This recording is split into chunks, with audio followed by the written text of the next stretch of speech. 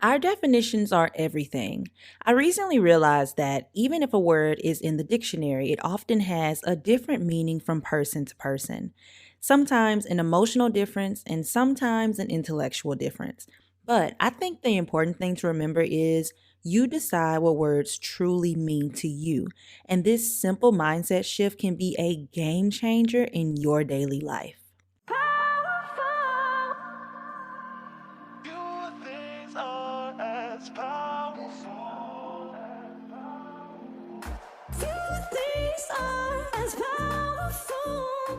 What is going on, beautiful people? You are listening to the Affirmations for Black Girls podcast, where we focus on personal growth and cultivating a healthy relationship with ourselves. I am your host, Tyra, the creative actress, content creator, and mental health enthusiast. And I am so excited for today's episode. I have been talking with friends lately, and I like to share with them my time of reflection.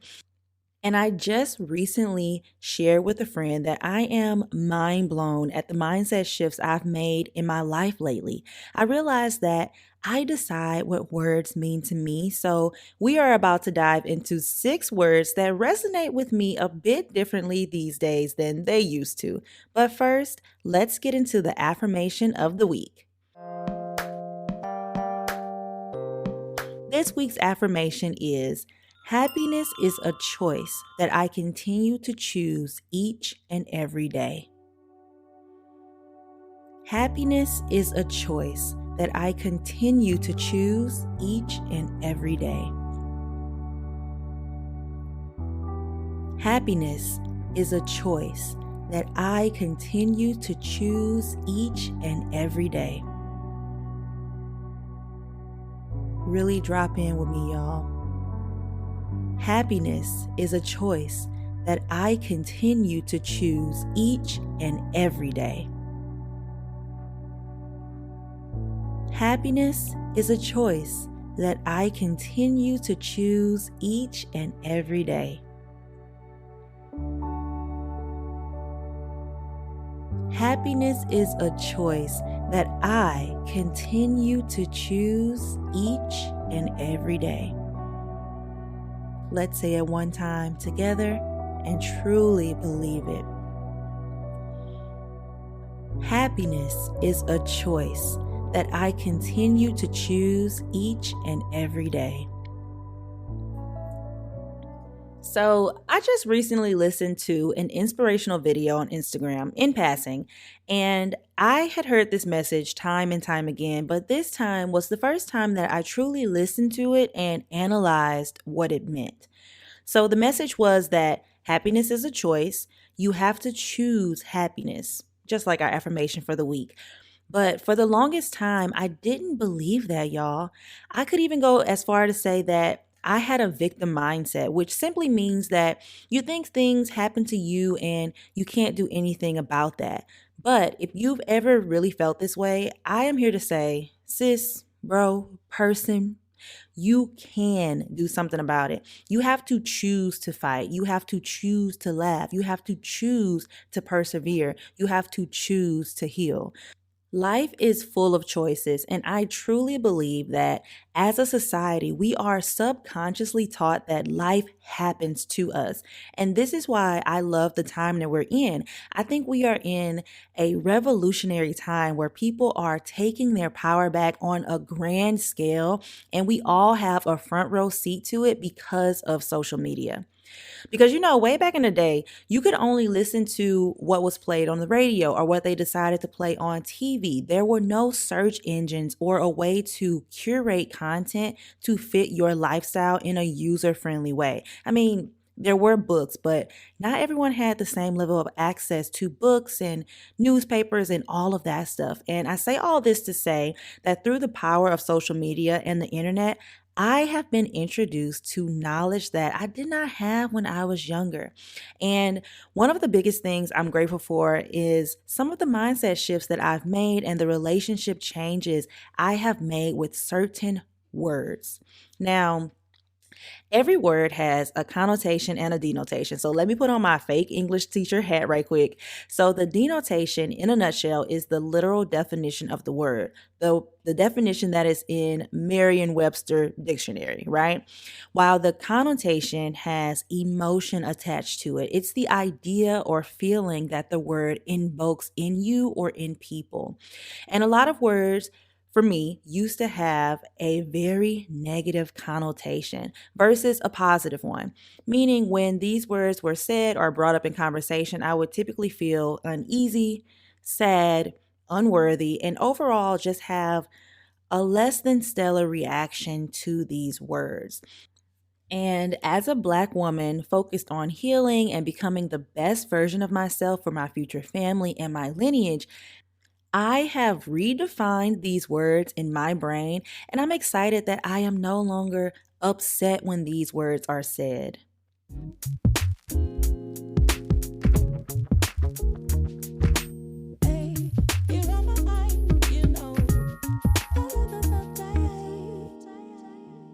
So, the first word that I have redefined in my mind is the word space. So, I know you guys have heard like, we need space. Now, I typically had a negative relationship with this word because of romantic relationships and abandonment issues that stem from my childhood trauma. And I know I've been like talking about my childhood trauma a lot. And I promise y'all, we're going to have a complete episode where we deep dive into it. But I have abandonment issues that I am working through from my childhood. So hearing words like we need space really made me uncomfortable because I didn't want space. And it didn't necessarily depend on the person itself, but those words made me feel like I was being abandoned. And I would feel like I couldn't breathe when these words were said to me. I was like, space, what do we need space for? No, we can figure this out right now. I would just, go into a spiral of uncertainty, frustration, anxiety because of these words. But now, 2022 Tyra loves the word space because the word space has so many meanings. Like, one, holding space for myself or my friends to deepen our relationship. And what it means to hold space is to just be there, create a safe environment for you to express or for a friend to express and not feel judged. Space is my home, my sanctuary. I love having my own space. I love decorating my space. I love being in my own space. And in addition to that, there's also different spaces in terms of your community. There are spaces where I'm in with a bunch of actors, spaces I'm in as a content creator, spaces I'm in as a woman of God. And now, when I think of the phrase, we need space, it is a positive one. So if we need space to grow, we need space to reflect, and we need space to become a better version of ourselves. The second word that I have redefined is I apologize.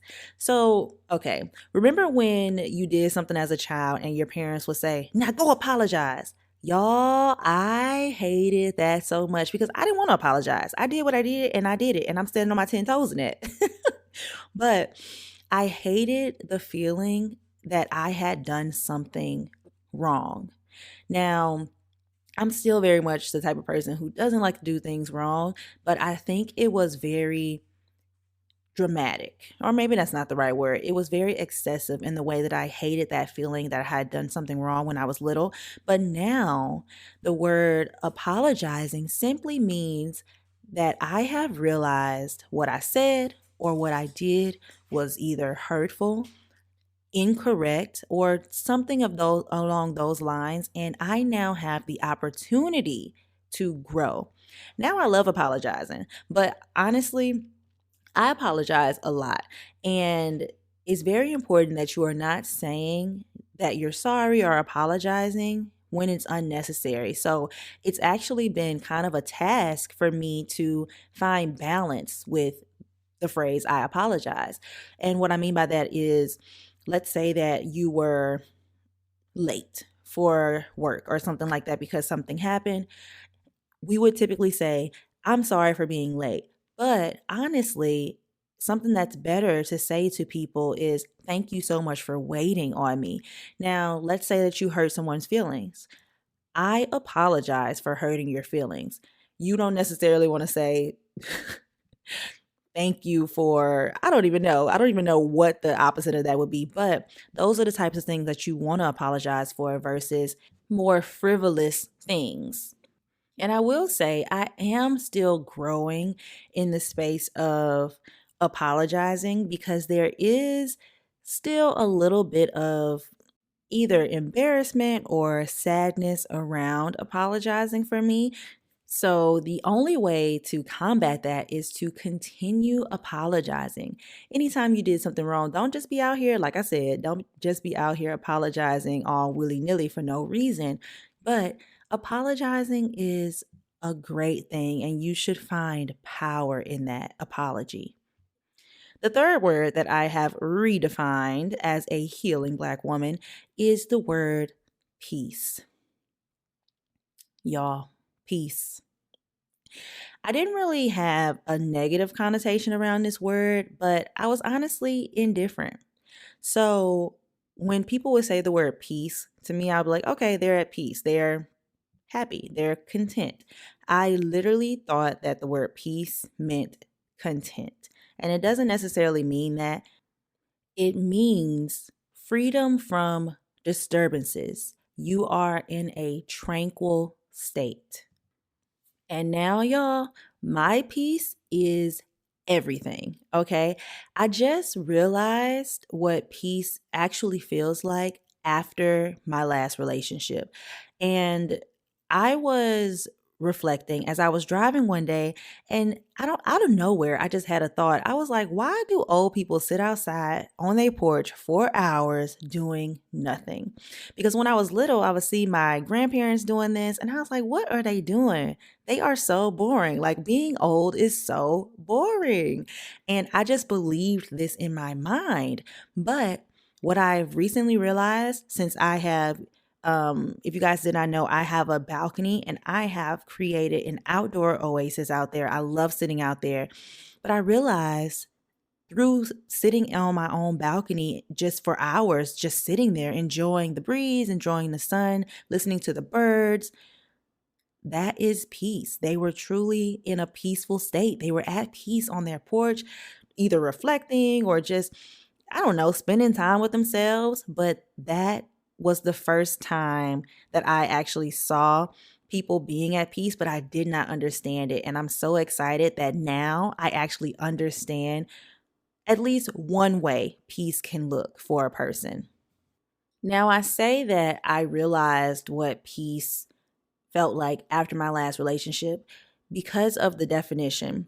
So, peace means you are free from disturbances. And there were a lot of things that started to happen in my life during that time that were disturbing my peace. And I know you guys have heard that saying before, but my spirit was truly disturbed, and I didn't know how to recognize that and implement a solution at that time.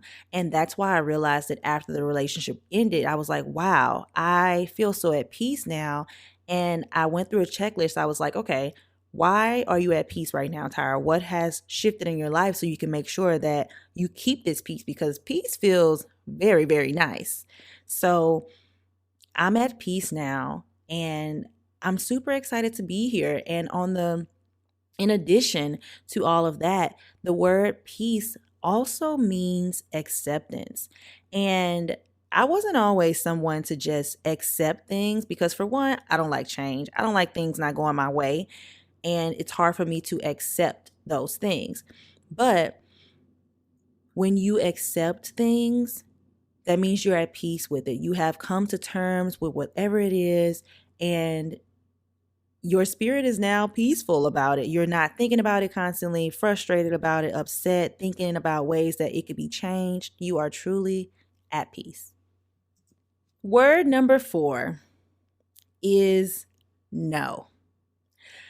Y'all, me and this word have had a love-hate relationship since I popped out of the womb, okay? I used to say, especially when I was in like high school, I want to say. Don't tell me no. And I used to say this because I wanted people to understand that I didn't want to hear the word no as a creative and as an actor. But that mindset trickled over into places where it shouldn't have been. Places where I needed to hear the word no and I needed to accept that the answer was no and I needed to then redirect myself. And one example of that would be when God says no. Now, I'm hard headed, and there have been situations in my life where I know that God has said no. And I not only know that God said no because God told me no, but my pastors have literally brought me to the altar and said, God said no. And I would still be like, but what if we just reading it wrong? Like, you know what I mean? I'm very hard headed. So I just always would create so much friction around the word no. If somebody told me no, I'm figuring a way out of it. Another way is when people tell me no about their boundaries. So there's been like a meme, or not a meme, but like a tweet going around on Instagram where and I don't have it pulled up and I don't know exactly what it said, but it was along the lines of this. People get upset when you tell them no about your boundaries because they're used to walking all over you. Basically, in a nutshell, that's what it's about. And that is so true. So I can honestly just reflect on like my past relationship. And I think I've told this story to you guys, but at one point, my ex had started this new schedule or whatever. And he told me about it and I wasn't going for it. I was like, first of all, I'm going to do what I want when I want in regards to talking to him. So he was like, okay, my phone is going on do not disturb after 8 p.m. I'm going to bed so I can wake up at like 4 or something like that. And I was like, okay. And I would still call after 8 o'clock. I did not respect his boundaries, you guys. And that is a real problem. That is not something that I should have been doing. And in that, one day he said, no, enough is enough. I literally will block you at night if you do not stop doing this. And that made me so mad. But at the time, it made me mad. But thinking back on that, it's like, wow, like you were really out here not respecting people's boundaries, Tyra, and you have to fix that, girl. Like you can't be out here doing that. Like healthy relationships are the only relationships that you want to be a part of and contribute to. Another way where the mindset of don't tell me no has trickled over is my parents telling me no as a child. So I have a story for y'all.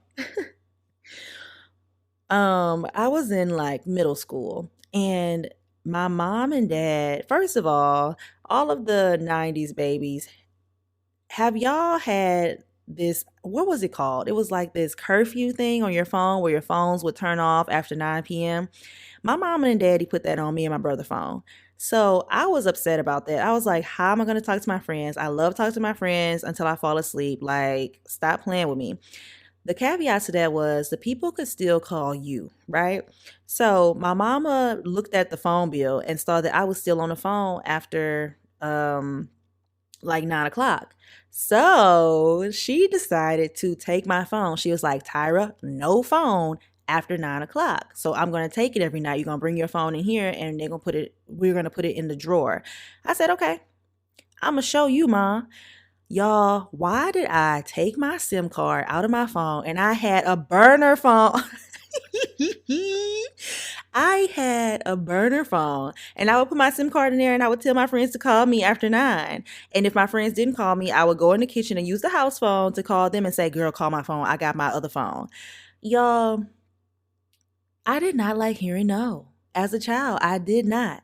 But I will say that in the sense of Don't Tell Me No as an actor has definitely played a major role in where I am in my career. But now the word no is a complete answer for me. And I respect it as an answer because I shifted my mindset around the word no.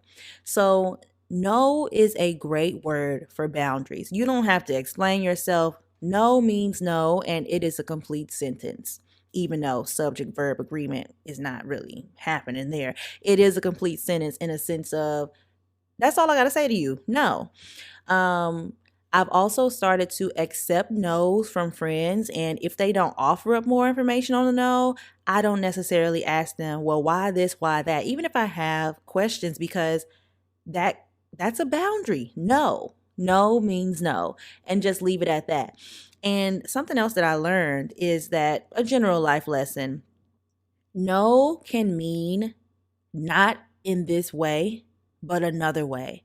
It could also mean when one door closes, another one opens. And it can also mean not yet. No can mean not yet. And I think that was very pivotal for me with the word no, because I always thought of no as Tyra, you can't have what you want. And that's just that. And that's just not what the word no means. But as an actor, I've also shifted my mindset around don't tell me no. And instead of saying, I'm not going to listen to the word no as an actor, I'm going to say, okay, for every no I hear, I know that that gets me closer to a yes. And I think that's just a more positive way to look at the word no, specifically as an actor or as someone who's trying to break into an industry.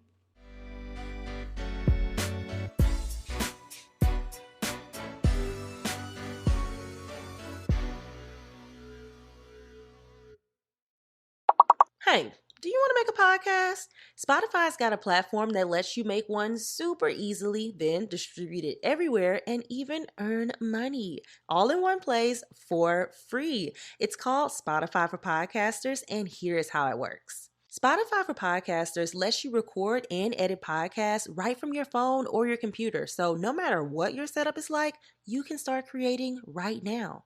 Then you can distribute your podcast to Spotify and everywhere else podcasts are heard. Video podcasts are also available on Spotify, and when you want to take your conversation with your fans to the next level, Q&A and polls are the best way to get them talking. With Spotify for Podcasters, you can earn money in a variety of ways, including ads and podcast subscriptions. And best of all, it's totally free with no catch. I've hosted my podcast on Spotify for Podcasters since day one, so I highly recommend you give it a try. Download the Spotify for Podcasters app or go to www.spotify.com/podcasters to get started today. Word number 5, y'all, is luxury. Now, first of all, backstory. I grew up in St. Francisville, Louisiana, very, very small town, population of like 4,000 people, right? The entire town. I used to think of luxury as all material things. And in addition to that, I didn't necessarily like those material things. So I thought, okay, Tyra, well, we don't like anything luxury. And I truly took that as factual information. I didn't like Gucci, Prada. I don't even know all the luxury stuff, but I didn't like any of that stuff. So I was like, okay, luxury just ain't for me. I'm going to have to just shop Great Value, Good and Gather, Hanes, Fruit of the Loom. Like, that's where I draw the line.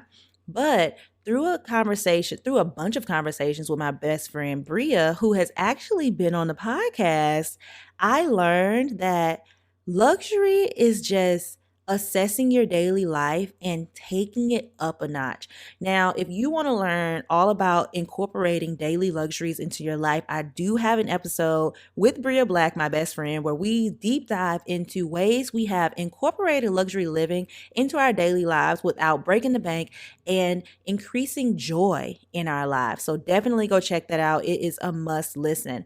But in a nutshell, for me, luxury can be a lot of little things. It's literally just taking what you already do and just taking it up one notch or two notches. So for me, instead of having, the little fake flowers from the Dollar Tree, I buy fresh flowers. I keep fresh flowers in my home, and it just reminds me that life is always going on. There's always room to grow, and they smell so good and they look so nice. I also buy candles. I go to Hobby Lobby and I get the pillar candles. I get the smell good candles. I literally have a different scent in every area of my home. I have diffusers in my closets. Like, I'm not playing no games. I love smells. I love good smells. So I want to make sure that I always have them at my disposal in my home. And if you are looking for some great candles, you guys, my friend actually has a great candle brand. It's called Cool Girl the brand, and I will link it down below. I've talked about it before, but her candles are so fragrant. Y'all, I had an apple pie candle. First of all, that's my favorite scent by her. And so I had one and I bought another one before I finished the first one. So I put the second one away, like in my cabinet. Y'all, my cabinet still smells like apple pie. It smells so good. So definitely go check out Cool Girl Candles. I linked them down below in the show notes for you guys. Another luxury thing that you can do is just buy higher quality clothing. Now, I work from home all the time, so I'm not typically dressing up too often, but I actually bought some. I, I don't know why this is turning into like a product thing, but I actually bought some very high quality sleepwear. It's by Cozy Earth, and I think it's like 100% cotton. But y'all, I feel so luxe in these pajamas. I actually have them on right now. They are white. They are a pants and button down shirt set. Absolutely love it. Super breathable. I just feel so great in them, and they're so comfortable to wear. So buy you higher quality clothing. Like, I know we like to shop on Fashion Nova, Boohoo, Shein. I don't even know all the rest of them, but that fast fashion is actually, in my opinion, costing you more money than buying um more expensive pieces that last for a longer time. I know I have to buy new clothes from Boohoo every season whenever I was buying clothes from them. And I was like, I'm so sick and tired of replacing these same pieces because the seams are ripping and they're just not high quality. They're see-through and they just don't feel luxe when I put them on.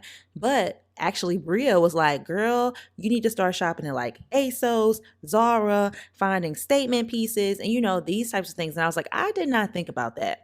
So now I'm like, okay, let me make sure that I have a nice jacket, a nice pair of jeans. Okay, if I want to wear just a plain white t-shirt, it needs to be of high quality because y'all know them white t-shirts be getting them yellow pit stains and we ain't got time for that. So I went off on a little tangent, but in addition to that, I think the biggest thing for me, and this could also be because I'm a chef and foodie, but buying high quality produce and organic foods. And for example, when I was growing up, my mama and daddy fed us a lot of vegetables. Now, those vegetables always came out of the freezer or out of a can. And I said to myself, Tyra, we ain't gonna be eating no freezer and canned vegetables all the time. Granted, sometimes I do eat them, but that's not my go-to. I make sure that I have fresh fruits and vegetables in my home at all times because for one, they taste better and they're the freshest. And for two, when you have especially canned goods, there's so much preservatives put in there to make them last longer. And I don't need all the extra stuff in my body. So if it ain't luxury, y'all, I do not want it. And I also want to emphasize that luxe does not equate to price. Because, for example, I was in the store the other day and I was trying to buy some tomato sauce. This can of tomato sauce, it was an organic tomato sauce in a can at Target, and it cost like $4. Y'all, you can get a whole bundle of tomatoes for less than $4. Like, what are you even talking about? And for me, the more luxe item would be those fresh tomatoes. Word number 6. Oh, y'all, this has been a one right here. But word number 6 for me is the word selfish. So when I was younger, people would say, don't be selfish, or you're being selfish, Tyra, because I either wouldn't share my toys or it was just, a one-off situation. So obviously, with that being said to me, selfish is a bad word in my eyes. So I internalized that and I said, okay, I hate being called selfish. I will never be selfish. Now, once I believed that in my mind as a young girl, that turned into people pleasing. And that people pleasing turned into allowing people to walk all over the little bit of boundaries I had at a young age because I wasn't taught how to have healthy boundaries. So the little bit of boundaries that I had, I would let people walk over them. And even though I would feel uneasy about it, I would just let them do it because, Tyra, don't be selfish. So what that looked like for me was whether or not I was going out. Y'all, I hated going out. I don't go out no more. But my friends would want me to go out. So I was like, okay, let me go do this. And the whole time I'm there, I'm like, okay, I'm having fun, but I would rather be doing X, Y, and Z. Or doing different things or spending money that I didn't want to or have, especially in college and high school. If people wanted to go out, I would say, okay, let's do it. And it would come up with me having to spend like money on these things. And I would say, dang, okay, I really don't have this, but I'm just going to make sure that I don't do this thing for myself so I can do this thing with my friends. Um, or even letting people over say they're welcome. I know I did that a lot when I lived in New Jersey because I didn't have many friends. So when my friends would come and like stay, I'd be like, okay, I'm ready to have my own privacy. And I wouldn't tell them that. I would let them stay as long as they wanted to stay because I didn't want to be selfish. But now, y'all, I love being selfish. Call me selfish all you want, okay? And I really realized this in college. And I actually, it's so funny because the post that I was thinking about at this time when I realized that it's my time to be selfish, I have it in my head. Now, I posted on Instagram that your 20s are your selfish years, so live it up. And I realized that at such a young age. I think I was probably 20 when I put this on my Instagram. But even though I realized that at 20, I'm now starting to live it. So, in addition to making sure that people are not walking all over your boundaries, be selfish and put yourself first. I'm in a space where I don't have any responsibilities outside of keeping myself alive. And I do have Lexi, but you know what I mean? I don't have parents to take care of. I don't have children to take care of. This is a time for me to truly live it up. So take that trip, do that thing. Say no to people. Say yes to different experiences. Truly take this time to live for you if you're in the same situation as I am, because you won't necessarily always have the convenience of putting yourself first 100% of the time. And some examples of that are having kids. Your kids have to come first in the sense of you have to keep them alive. You have to do things for them to grow in this world. So you can't necessarily say, oh, I'm going to take a 6-month sabbatical in Bali when you got 2 kids at the house. You know what I'm saying? Like, you have to make sure that they are also a priority to you. In addition to that, responsibilities. Regardless of what the responsibilities are, sometimes they are pressing in a way where you have to make them a priority and you can't necessarily do all of the things that you want to do. So I say, do all of these things while you're young so you don't, let's say that you end up having kids. Do the thing while you're young so you don't hurt your kids because you've never had or made the time to be selfish and live for you. Because let me tell you something, kids notice, right? And although you may not be doing these things to hurt them on purpose, resentment, regret, and sadness will always find a way through to the surface, even in the most inconspicuous ways. So I say that because when I was younger, my mom was in college, basically my whole childhood. That's how it felt to me.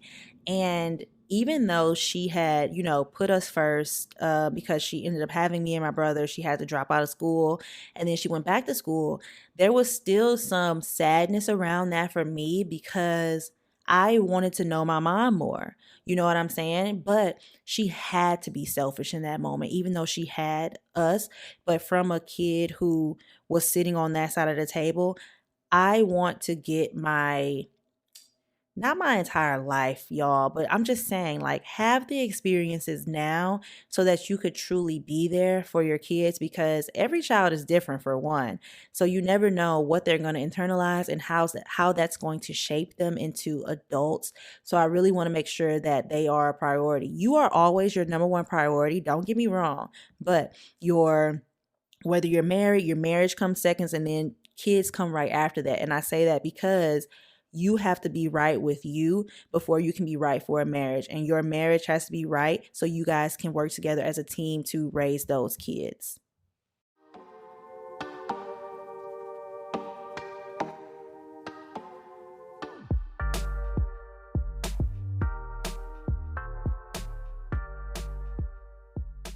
Now, okay, I know I told you I was going to do 6 words, but I decided to add a last one because I just had these thoughts. So, number 7 is joy.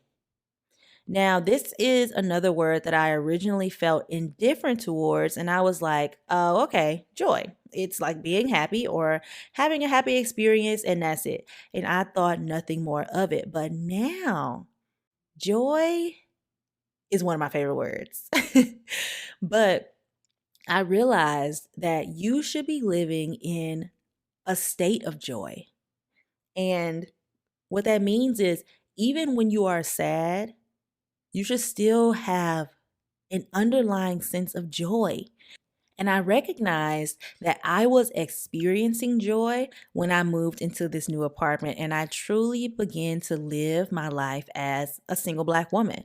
I realized that happiness was a choice, but even deeper than happiness is joy. That underlying feeling of pure bliss that you have when you know you serve an amazing God, you are being selfish and you're putting yourself first, you're doing the work, you're growing in yourself, you are healing, and you are living a life of luxury, whatever that means to you.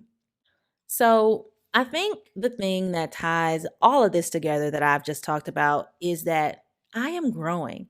I am very much still in a season of shedding old layers, old thought processes, and old habits. And I was just talking to my new boyfriend about this, you guys, and I was just sharing how proud of myself I am. And I grew up in a place where being closed minded is normal, it is the norm. But my growth started when I had the opportunity to move out of Louisiana and put myself in a long term, uncomfortable situation.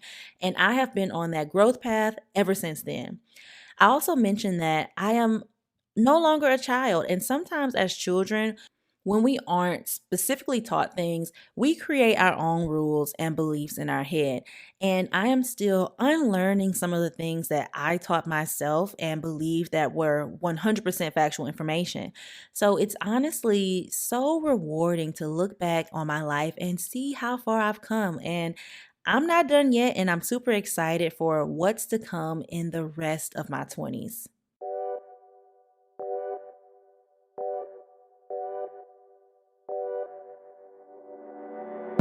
All right, you guys, you know what time it is. It is time for our fun closing segment. Now, the closing segment that I'm going to do today is called I Beg to Differ. And this is where I talk about current events that I have a less than popular outlook on. So, this is the debut of it, and I'm a little nervous, but we're gonna jump into it. But before I jump into it, I do want to because I have another segment where I talk about like my dating life and stuff, so I want to give you guys an update because I kind of mentioned something a couple of minutes ago. I just wanted to let you guys know that your girl is doing great and I have a new boyfriend. And that's all you're going to get right now. But yes, I have a new boyfriend and I'm excited for the growth and I'm excited for this new journey that I am on. But I will still be talking about everything that I normally talk about on the podcast. Like, this won't change anything. I still have my experiences that I love to share with you guys. And I love to see all of the feedback in my emails and on Instagram about how my experiences have helped you guys. So, with that being said, let's jump into I Beg to Differ. Now, The situation that we're going to talk about today, the current event, and I strategically waited to talk about this because, first of all, y'all, it's not really even our business, in my opinion. And this is all my opinion, and you can agree, disagree, not care, whatever. But we're going to talk about the Will Smith slap and him being banned from the academy for 10 years. So I was talking to my friend about this, and the biggest thing for me is, why is this such a big thing? And this is what I'm saying to myself. And I'm saying that in a way of, why is everybody talking about this? Because if this would have just happened on the street, it would have just been talked about for 2 seconds and then that's it. It's because it was Will Smith and Chris Rock and the Oscars that this is continued over weeks after the Oscars is over. And something I was saying to my friend is, we treat celebrities as if they are not real people. We treat them as if they are superhuman. And when I saw the video for the first time, I was like, oh, wow, this goes beyond what was just said. Right. And I'm so tired of people saying, I don't condone violence and all this kind of stuff like that. Yet we didn't have so many wars. Girl, bye. Stop talking about all that. You do condone violence. You just want to pick and choose what violence you condone. And what I'm saying, I'm not saying whether I condone violence or not. All I'm saying is, you don't know what happened behind the scenes. All you see are little snippets of people's lives, and people have so many opinions. I'm not going to give an opinion on whether or not he should have or should not have done it. It was done, and that's just that on that. And for us to sit here and discuss the slap like, oh, well, this is how I feel about it. First of all, baby, why does your opinion matter? And this is just truly how I feel, y'all. Like, I just don't think that it matters. Like, first of all, like I said, we put celebrities on a pedestal and all this kind of stuff, and then we want to ridicule them for doing very human things. Let's say that you were in the grocery store and somebody said something about your wife that you did not like. If you felt threatened, you would react as well. And in addition to that, like I said, you don't know what has happened behind the scenes. You don't know if Chris Rock has said something in passing at a party. You don't know if he has ever said anything that Will Smith heard about through somebody else. Like, you literally do not know. So you are giving an opinion on something where you don't and will never have all of the facts.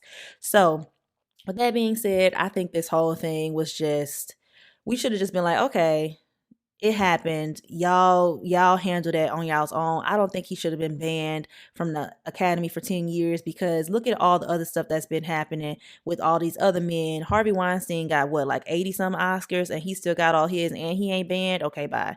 I don't have time for all of that. Like, it's just a lot of unnecessary stuff as far as the slap goes. Some people have said that it disgusted them. They have secondhand trauma and all this. First of all, you do not have secondhand trauma from him slapping that man. Stop sitting up here lying like that. You do not have that. So don't even sit up here and say that. And I think that was what's her name? A white comedian. She said that she was disgusted and like all this kind of stuff. The thing is, he did what he did because he felt like that was the right thing to do in that situation. That's on him and his body. They don't have nothing to do with me. They don't have nothing to do with us. They don't have nothing to do with nobody. Things like this always happen. And I just think that because of who the person was, it was blown out of proportion. So that's all I have to say on that. And that's all I'm ever going to say on it. And these are not the type of things that I typically like to talk about, especially on social media, because as an actress, I'm just preparing myself for this world because people are so opinionated these days. I know I talked about social media being a great thing in helping me redefine these words that I talked about in this episode. But also, social media has made so many keyboard warriors, so many computer thugs, like so many opinionated people who will not bust a grape in person, y'all. So I'm just preparing myself as an actress and as someone who has a growing audience and as someone who has a growing career in the entertainment industry for this type of things, because as a regular person, you could have done that and it would have just been that. You know what I mean? Like, I don't know. Like, I definitely understand that we shouldn't be hitting people and all that, but you literally don't know the whole story. Everyone has a breaking point.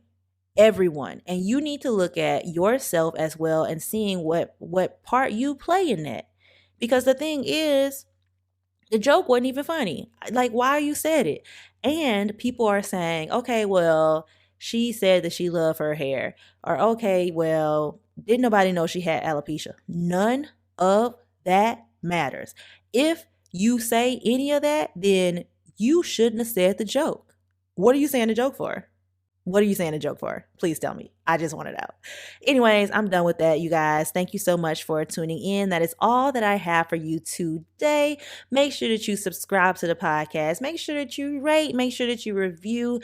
I hope you guys like my real, raw, and regular opinion on that. I was so nervous to debut this segment, but everyone just told me, Tyra, go ahead and do it. So I did it. Please, like, don't hate me for it, but we should all be able to have these conversations and be able to all have an opinion about things. So that was my opinion. I don't typically give my opinion on current events, but there it was. Make sure that you follow us on IG and make sure that you also sign up for the Affirmations for Black Girls newsletter. All of that is linked down below. Thank you guys so much for listening. I'm so glad you showed up, and this was Affirmations for Black Girls.